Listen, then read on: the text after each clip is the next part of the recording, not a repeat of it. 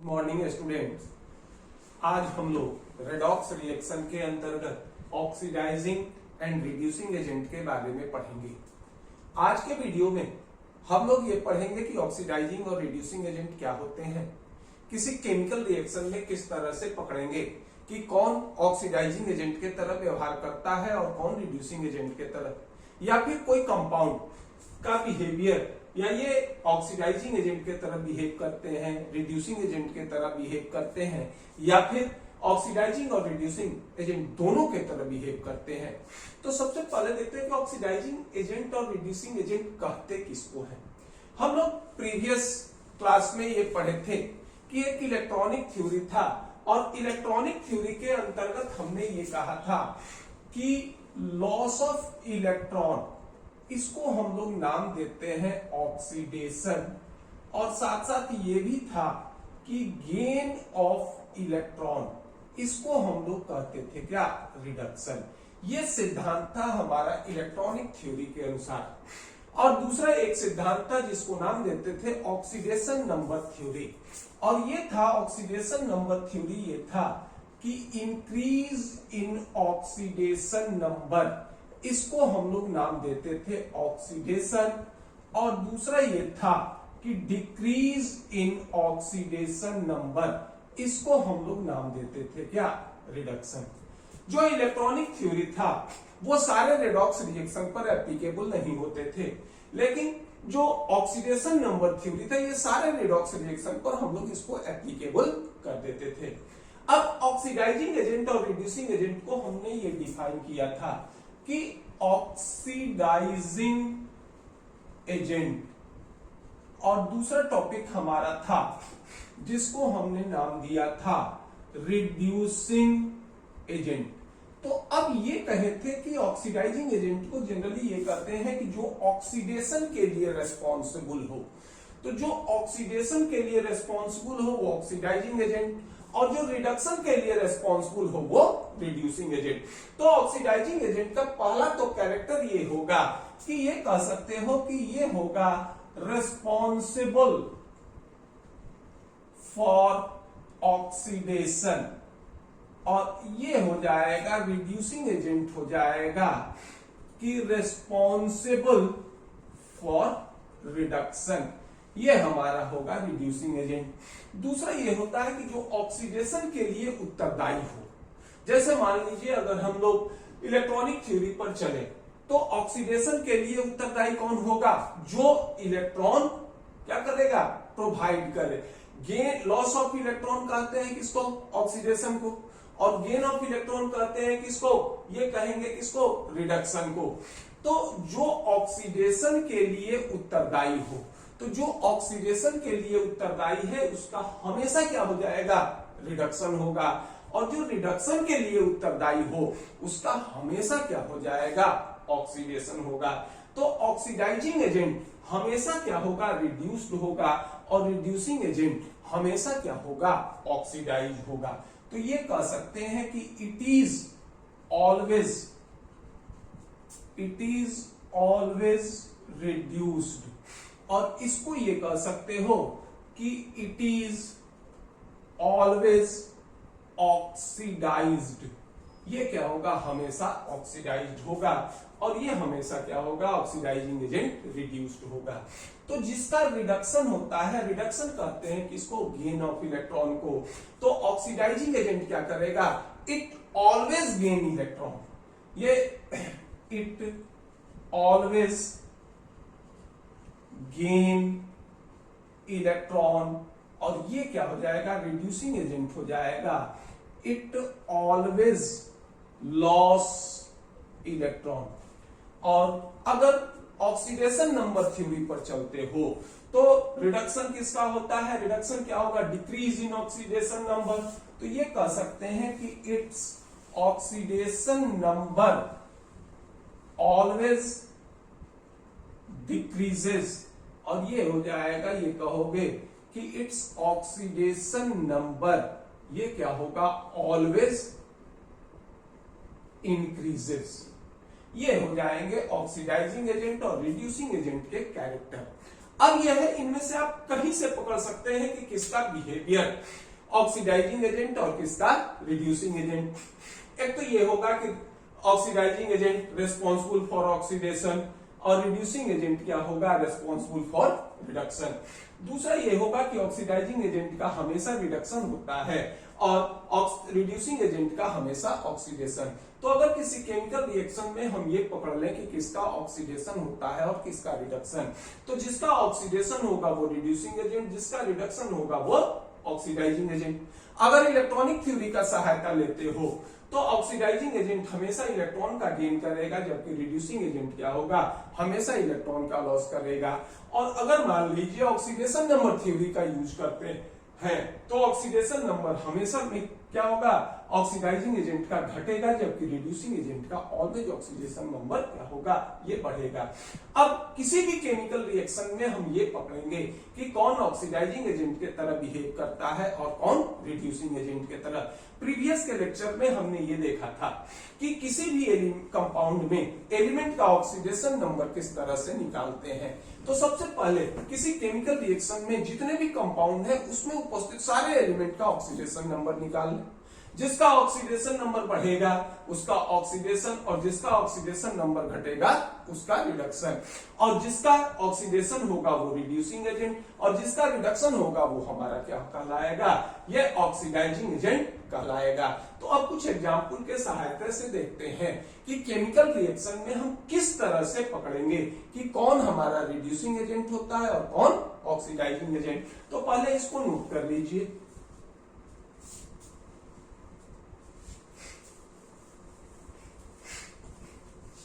अब इसके बाद ये देखते हैं कि किसी भी रिएक्शन में किस तरह से, जैसे मान लो एक रिएक्शन है CuO plus H2 gives out H2O plus Cu।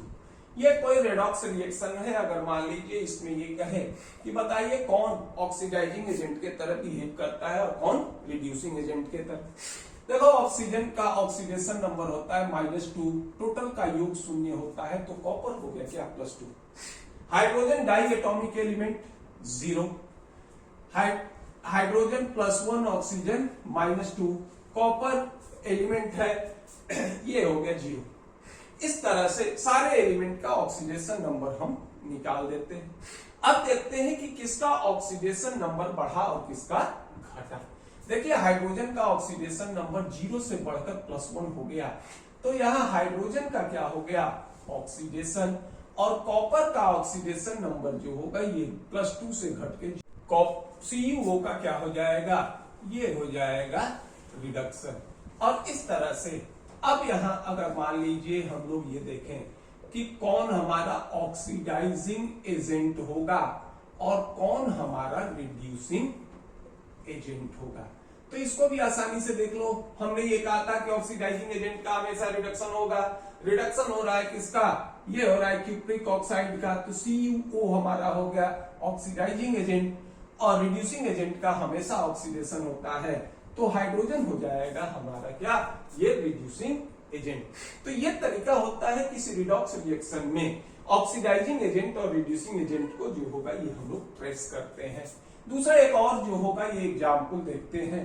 ये एग्जाम्पल ये है, ये हो गया आपका NH3 plus O2 gives out NO plus H2O। ये भी कोई रेडॉक्स रिएक्शन है। अब देखिए हाइड्रोजन का होता है +1, टोटल का योग 0, नाइट्रोजन हो गया कितना -3, ऑक्सीजन हो गया क्या डाई एटॉमिक एलिमेंट 0, फिर ऑक्सीजन -2, नाइट्रोजन +2, हाइड्रोजन +1, ऑक्सीजन -2। इस तरह से पहला स्टेप हमने पार किया कि किसी भी केमिकल रिएक्शन में जितने एलिमेंट हैं सबका ऑक्सीडेशन नंबर हमने लिख दिया। अब देखते हैं किसका ऑक्सीडेशन नंबर बढ़ा और किसका घटा।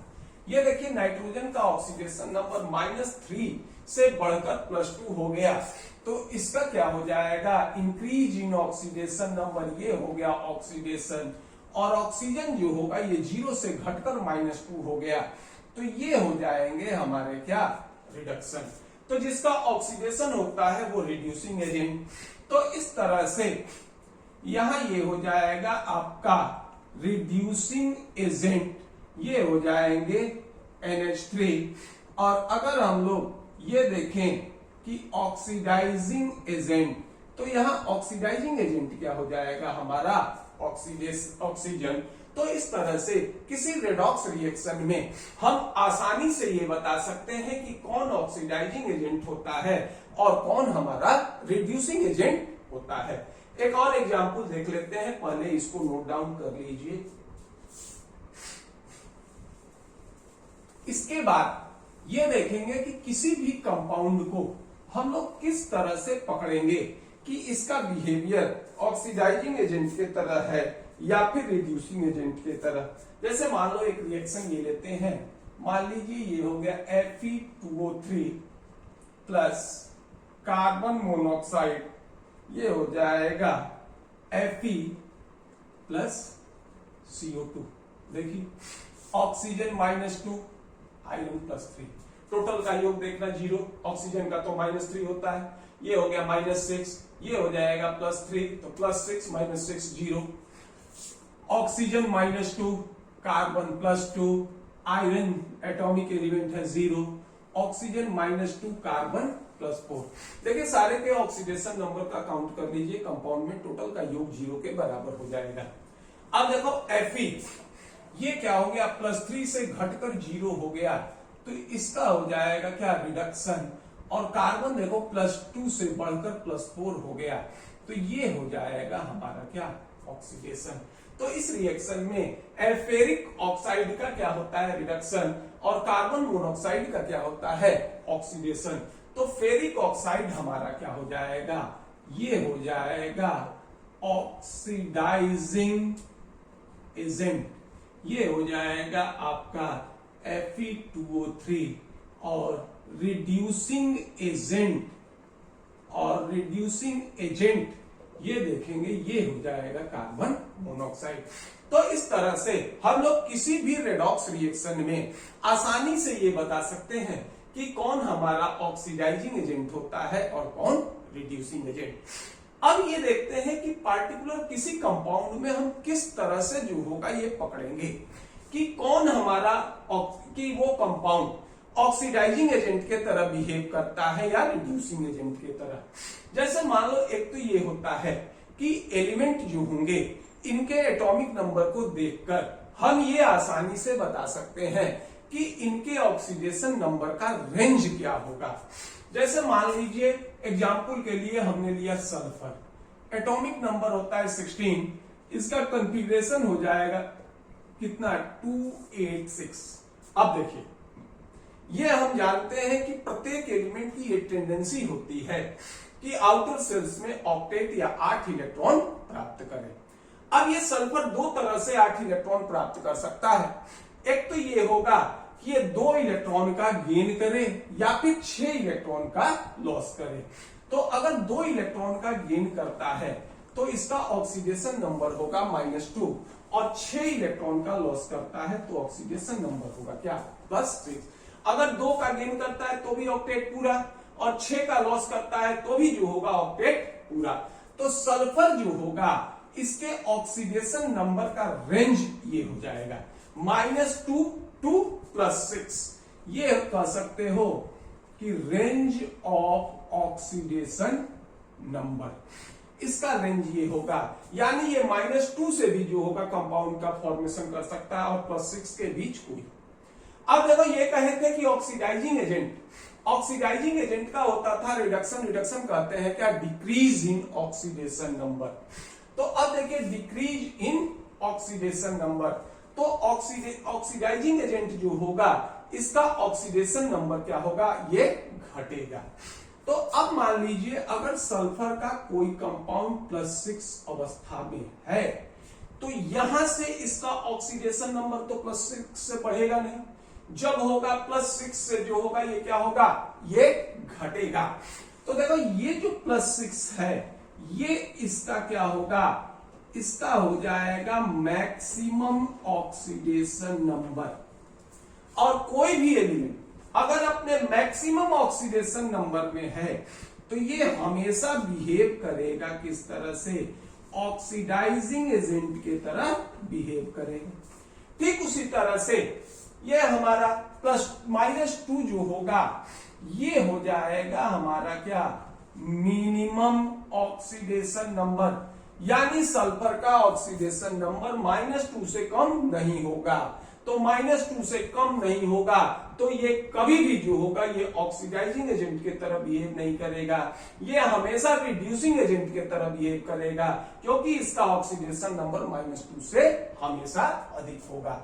तो अगर कोई भी एलिमेंट अपने मिनिमम ऑक्सीडेशन नंबर में है तो ये हमेशा क्या हो जाएगा, ये रिड्यूसिंग एजेंट की तरह बिहेव करेगा।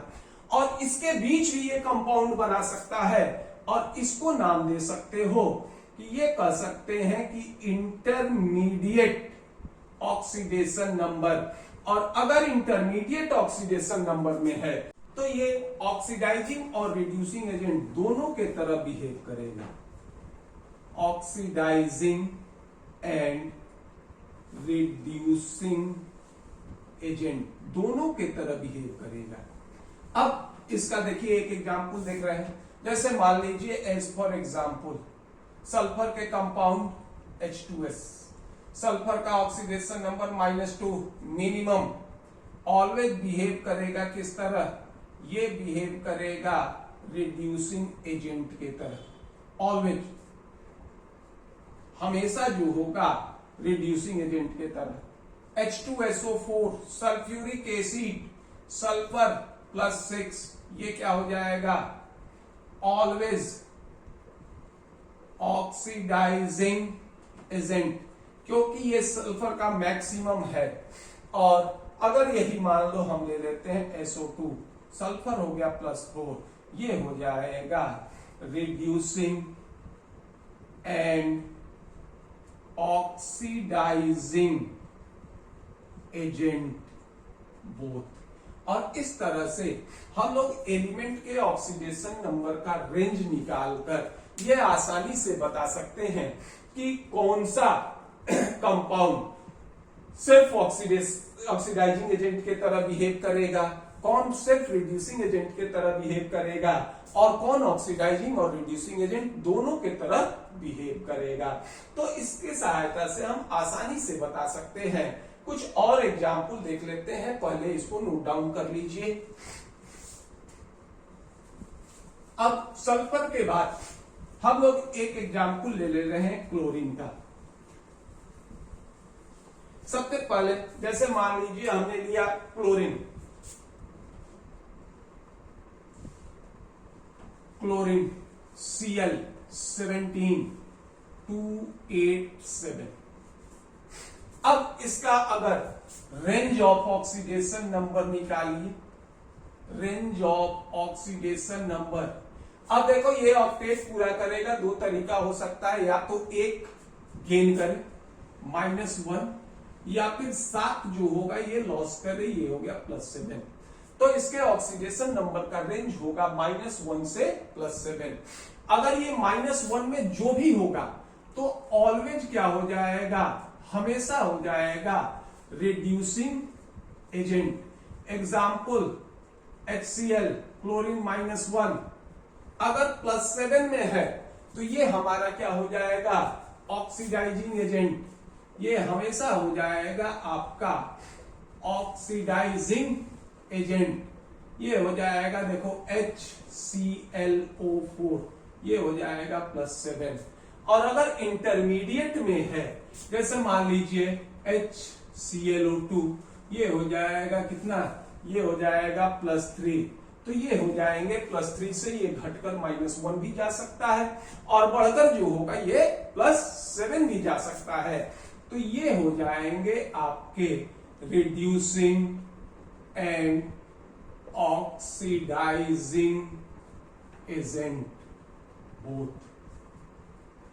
इस तरह से हम लोग ये पकड़ सकते हैं कि कौन ऑक्सीडाइजिंग एजेंट, सिर्फ ऑक्सीडाइजिंग एजेंट, कौन सिर्फ रिड्यूसिंग एजेंट, और कौन जो होगा ये दोनों की तरह बिहेव कर सकता है।